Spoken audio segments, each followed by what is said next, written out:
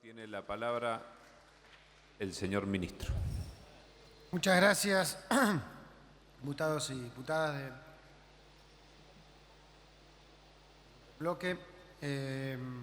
No lo veo, el diputado Mendiguren. Se tuvo que ir, bueno, pero le adelanto que estoy en mucho de acuerdo con él en términos de la necesidad de avanzar, por ejemplo, en barreras arancelarias previstas en la OMC, en términos de poder generar mecanismos de negociaciones comerciales, por ejemplo, con la negociación Unión Europea-Mercosur, que contemplen la participación del sector privado y sectores de los trabajadores, y que hay que fortalecer las pymes y darles herramientas. Creemos que estamos trabajando en ese sentido. Y ante la preocupación que también marcó el diputado Daer de ya lo vivimos, le digo que esto es otra película y que no es lo mismo. No estamos implementando un libreto ideológico que implementó el peronismo en los 90. Nosotros venimos a plantear una inserción inteligente al mundo, una inserción que tenga que ver con la posibilidad de no generar ni un modelo que no se base en ninguna de las experiencias pasadas, sino que justamente tome los aprendizajes de las experiencias del pasado y trabaje hacia futuro. Y centralmente en eso es el trabajar con el sector empresarial y con el sector trabajador en poder cuidar la fuente de trabajo y poder avanzar hacia allí, hacia una inserción inteligente y productiva. Respecto al tema de cerdos y de pollos, simplemente recordar que si bien es cierto, y ya dimos algunas explicaciones, la importación de cerdos representa el 3% del consumo doméstico en lo que va de año. Entonces entiendo que puede ser una preocupación de que pueda ser una señal de que se profundice algo que ya se vivió. No lo es. No es lo que creemos, al contrario. En el caso de pollos, la importación es menos del 4% del mercado local. Y por ahí plantearlo desde un lugar del aumento porcentual, por ahí puede llegar a confundir un poquito. También ya más de 43.000 pymes se registraron en el beneficio del IVA trimestral, que fue una medida que se trabajó también con las centrales empresariales y de pymes para poder avanzar en herramientas concretas y pagar el IVA de 90 días, al igual que estamos trabajando lo más rápido posible en la implementación de la ley PYME, que fue sancionada aquí, junto a la ley de autoparte, para poder ayudar con más herramientas. Diputada Schwind, creo que hay una parte que ya han planteado en la discusión cuando vino el ministro Aranguren. Algunas opiniones pueden estar más de acuerdo o no, pero yo lo que le quería plantear son dos cosas proactivamente, independientemente de las respuestas, que estamos justamente en un periodo donde estamos tratando de construir el mayor consenso posible en torno a lo que se viene, en lo que tiene que ver con un acuerdo energético, como decía antes, que integra la cuestión tarifaria con la cuestión de la producción, la inversión y la posibilidad de tener más energía.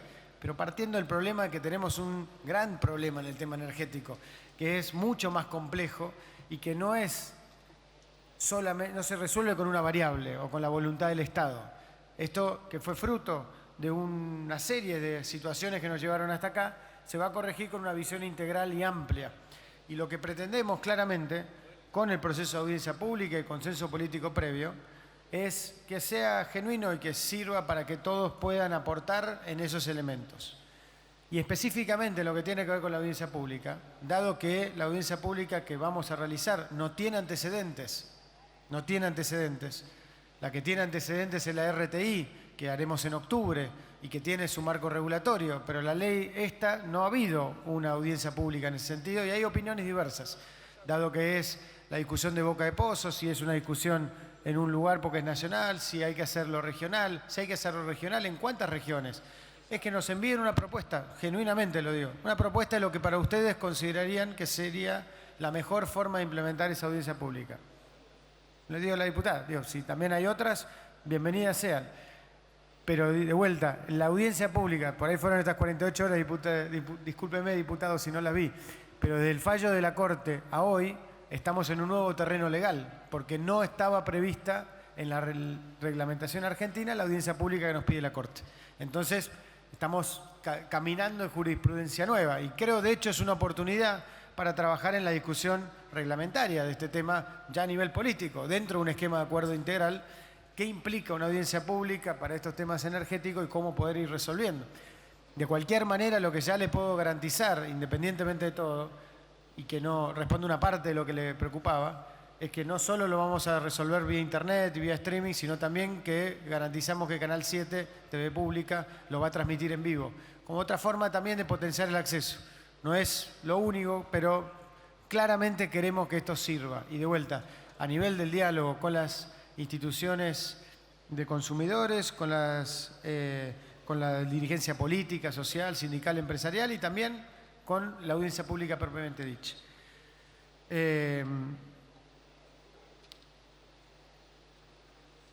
Y claramente creo que respecto a algunas de las preguntas específicas, lo que tenemos que ser conscientes, tanto con el tema de los subsidios, que esta es la discusión central, vuelvo al tema, más que las tarifas, creemos que tenemos que seguir sosteniendo eternamente un esquema de subsidios como tenemos, o tenemos que ir saliendo de ese esquema de subsidios, dirigiéndolos cada vez más inteligentemente a través de la tarifa social u otros mecanismos a aquellos sectores que más lo necesitan. Si estamos de acuerdo en eso, lo que tenemos que discutir en todo caso es cómo es el proceso de salida de ese régimen de subsidios y cómo vamos a un esquema donde se promueva la inversión, se promueva que volvamos a tener autoabastecimiento energético en materia de gas, que tengamos un sistema más transparente, que haya más inversión en la empresa de servicios públicos, que haya entes reguladores que funcionan, etcétera, etcétera. Ahora, creo que eso no es una discusión que se puede dar de forma aislada. Diputado Daer, primero me sumo a la felicitación que expresaba el presidente, no solo por su designación, sino por el gesto de la búsqueda de la unidad, que creemos que, siempre lo hemos dicho públicamente, creemos que era muy importante, también para poder ordenar y promover una mejor articulación de diálogo y de debate, a veces estando de acuerdo, a veces no, pero creemos que eso es rico. Y como hemos dicho siempre, muchas veces que nos hemos podido encontrar en estos meses, valoramos mucho el diálogo con los representantes de los trabajadores, valoramos mucho el aporte que ustedes pueden hacer.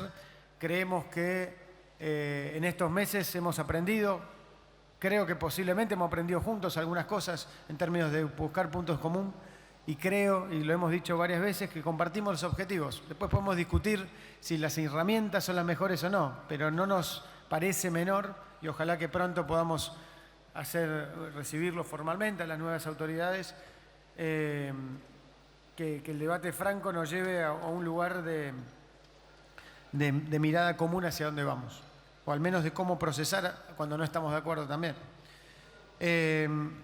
Entiendo lo que usted plantea, y lo respeto, que plantea que son fantasías, pero no lo creemos porque creo que justamente lo que a veces me da la sensación, y creo que es un debate legítimo, que nos puede llegar a separar es la velocidad o la profundidad del diagnóstico de lo que creía que estaba mal en la economía argentina. Nuestra mirada es que la economía argentina tenía un grave problema estructural y que nuestro desafío era trabajar esa transformación previo a una gran crisis, pero con todos los instrumentos marcando que estábamos rumbo a una gran crisis y estabilizando y para lograr crecer lo más rápido posible, trabajando muchas medidas que nombré antes para proteger a los más débiles. Y si comparamos recesiones, la recesión que estamos viviendo, muchos de los datos que decía el diputado Mendiguren, que usted planteaba, son síntomas de una recesión y no son peores en muchos casos, algunos son mejores, otros son peores que la recesión que tuvimos hace 2 años. Ahora creemos, y eso lo podremos seguir discutiendo y promoviendo del diálogo, que nosotros estamos generando condiciones para salir de esa recesión más rápido y mejor que lo que ocurrió en el pasado. Y que eso nos va a permitir la base, empezar a crecer, tener inflación más baja y a partir de ahí ir trabajando tema por tema. De ninguna manera queremos un modelo exportador de materias primas, importador de bienes de consumo y modelo financiero. Cuando usted plantea que esto ya lo vimos, creo que a veces la Argentina está demasiado pendiente de ver qué experiencia histórica estamos repitiendo. Y creo que nuestro desafío, no tenemos todo garantía de que lo logremos, es construir una propia experiencia histórica. Y construyendo desde el diálogo probablemente evitemos recurrir a errores que se han planteado en el pasado. tampoco queremos plantear un empleo más barato, queremos plantear cómo lograr algo que es muy complejo, pero que tenemos que lograr, que es mantener un salario real competitivo y positivo y bueno, digamos, que le dé esa capacidad adquisitiva a los trabajadores y que promueva el mercado interno, pero que al mismo tiempo también tengamos parte de una economía en crecimiento. Y no creemos que ese dilema es imposible de resolver. Si no se ha resuelto en el pasado, creemos que muchas veces es fruto de políticas de corto plazo, sea para un lado o para el otro, salgo de una gran crisis, todo hacia apertura y un tipo de cambio fijo, como ocurrió en los 90, o salgo de una crisis, todo al final del día a cerrarnos internamente y a consolidar inflación alta y solamente pensar el mercado interno y no en la inversión. La realidad es que gracias a las cosas que hemos hecho hemos bajado el costo capital en la Argentina y lo seguiremos bajando. Y es muy importante poder hacer eso para el financiamiento del trabajo argentino. Gracias a las medidas que hemos tomado, hoy ha crecido, por ejemplo, la industria metalmecánica de todo lo que tiene que ver con maquinaria agrícola, entre otros sectores. Hay otros que están sufriendo por la realidad de Brasil, está claro, pero no es que es todo blanco y no es todo negro. Hay situaciones mejores y otras peores. Gracias a las medidas que hemos tomado también creemos que se ha podido morigerar claramente el impacto de esta transición económica y que hoy neto tengamos la misma cantidad de empleo formal registrado que hace un año. Que no quita que obviamente todo lo que tiene que ver con empleo precario y empleo en negro y todo lo que es un problema estructural de una Argentina que solo el 41% está trabajando. Eso es un problema que tenemos que resolver.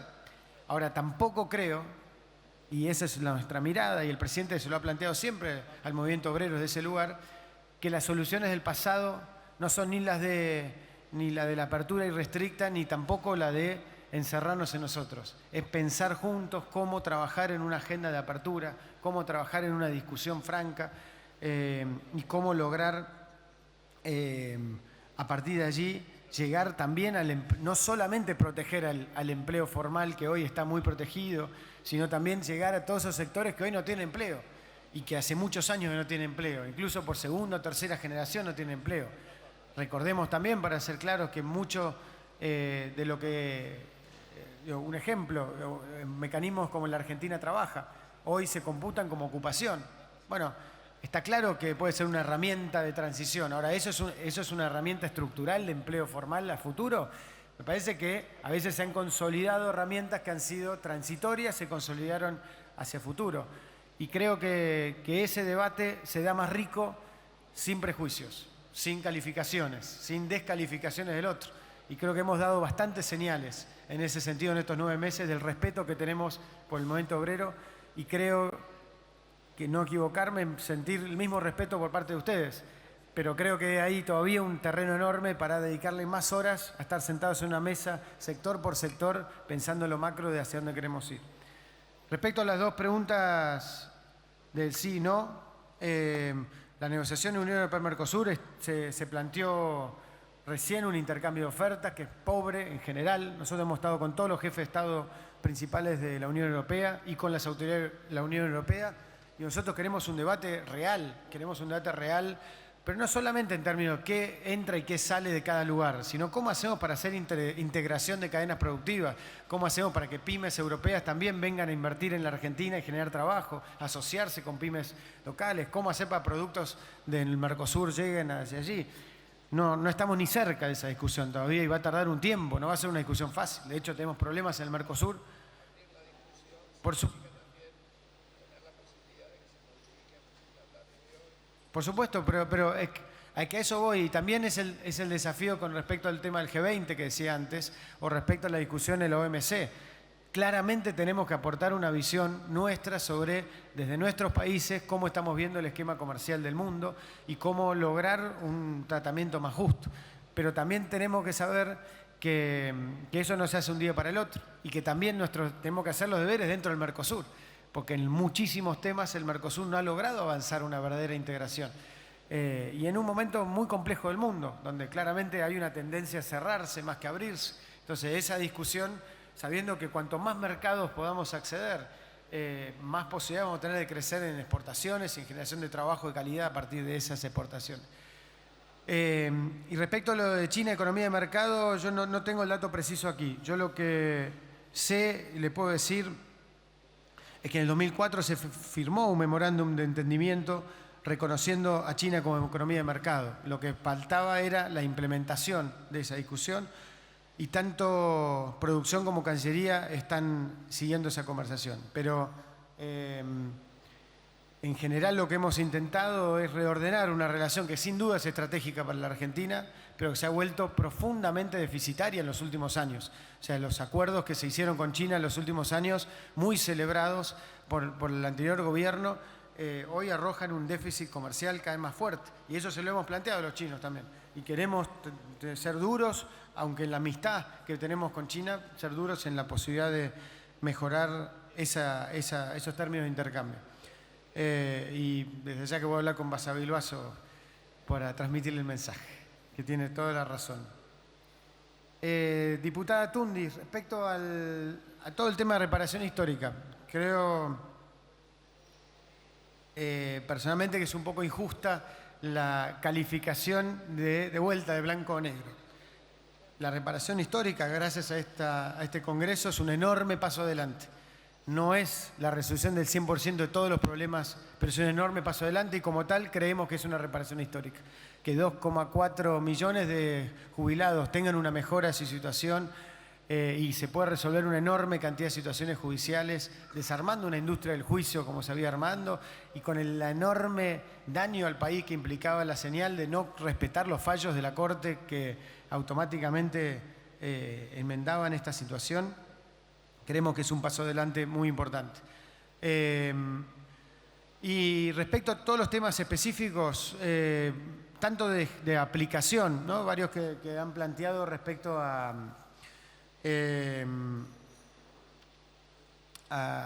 si los llamados telefónicos u otras cosas, también pedimos colaboración en eso, en poder hacernos llegar. No, pues lo que está claro es que no tenemos intención de dificultar algo que promovimos nosotros. O sea, no hay esa intención. Lo que está claro también es que es un desafío enorme organizacional para el ANSES procesar este debate, esta reparación. Entonces, sabiendo su experiencia y su relación con el tema, lo que pedimos es poder tener una línea directa permanente. Tanto, bueno, ya la tienen con Basavilbaso seguramente, ¿no? Bueno, si no, promoveremos una reunión acá, Mario Quintana. Ok, bueno, eso lo armamos. Y Mario Quintana, que ha estado trabajando este tema, va a armar la reunión entre los tres para tratar de ver y otros aportes que se pueden hacer. Nosotros no tenemos la cifra de 1 millón o más de 1 millón de expedientes quemados, tenemos que están digitalizados la mayoría. Se puede hacer por internet, podés ir sin turno y estamos mejorando el call center. Cuando llegamos, bueno, pero insisto, primero doy la información, después lo podemos charlar. Recibimos un ANSES con un problema serio de call center, serio de atención al público. Estamos trabajando muy rápido en estos 9 meses y en este tiempo corto de mejorarlo. Cualquier mejora específica a partir de casos concretos, estamos abiertos a hacerlo. De hecho, también el Estado en tu barrio tiene esa misma lógica, la posibilidad de llegar con el ANSES a los barrios más humildes, para tanto los temas de jubilación, junto al PAMI, que estamos integrando en todo lo que es atención telefónica y atenciones locales, capacitación cruzada para que el PAMI y ANSES puedan atender mejor al público y llegar de acá a algunos años a que no importa qué ventanilla vayas, el Estado sea uno, ¿no? Y ese es un sentido que queremos mejorar. La cuestión de la moratoria, de vuelta, fue la ley aprobada por el Congreso. Creo que hubo un gran debate en ese sentido. Siempre se puede seguir debatiendo, pero somos respetuosos de eso.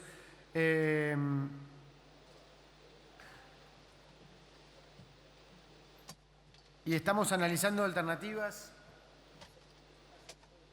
Se quitó la gestión anterior, el tema de las jubilaciones anticipadas, pero estamos analizando alternativas. Pero de vuelta, creo que lo más importante, el compromiso nuestro de poder armar una reunión y poder generar un ámbito de trabajo para lo que es la implementación de esta reparación histórica, que queremos que sea lo más rápida y justa posible. Sabemos que muchos casos son casos muy chicos de mejora del haber, pero hay muchísimos casos, varios cientos de miles, más de 1 millón, que van a ser montos mucho más grandes. Está claro que a partir de septiembre nosotros empezamos a ir resolviendo estos fallos. Sabe también la complejidad del trabajo que fue con la justicia para poder generar el expediente digital, la homologación de cada uno de los acuerdos. Pero creo que lo más importante es poder generar un ámbito de trabajo permanente para que nos pueda ayudar en todos aquellos temas que puedan ver en la implementación o el diseño. Diputada, Bueno, no dialogue. entiendo, pero ese ahí es el debate parlamentario.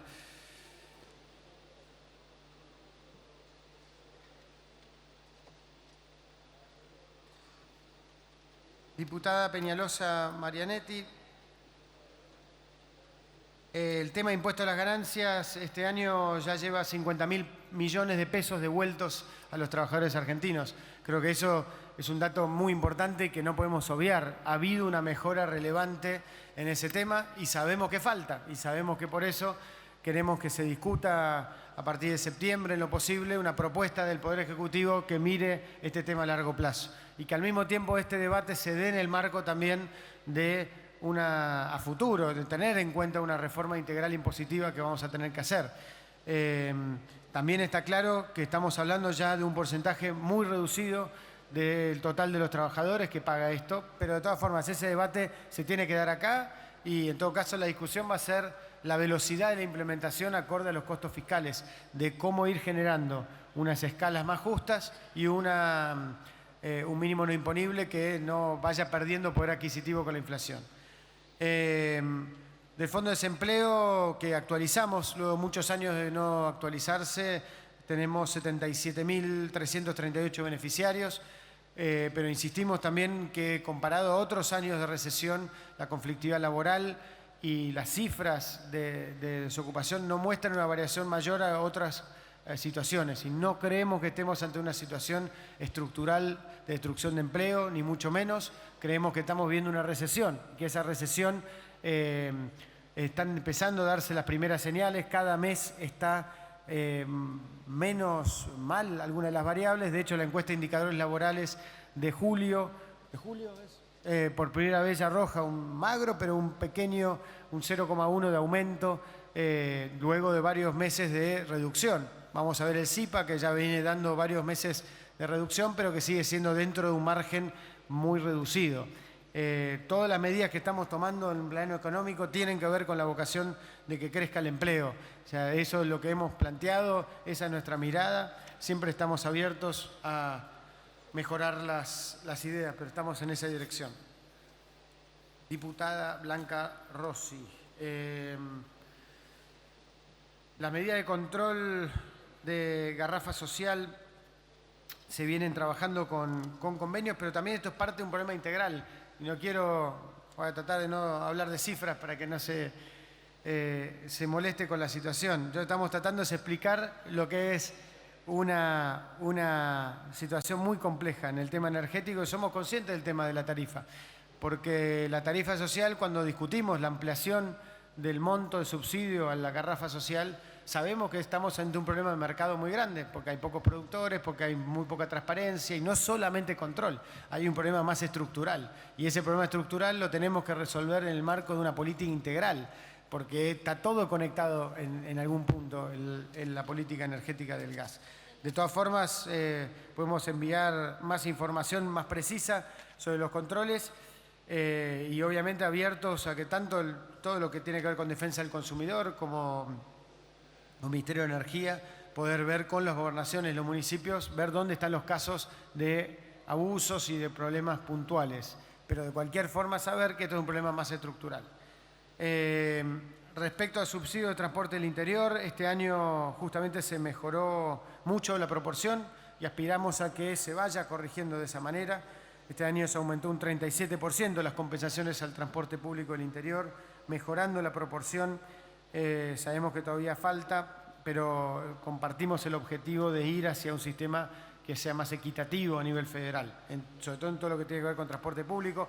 En este sentido también estamos avanzando con muchos lugares del país en poder avanzar en sistemas de Metrobús, no solo en el conurbano bonaerense, también hemos empezado en Rosario, en Córdoba, en otros lugares, pero para mejorar todo lo que es la política de transporte público urbano, para mejorar ese servicio.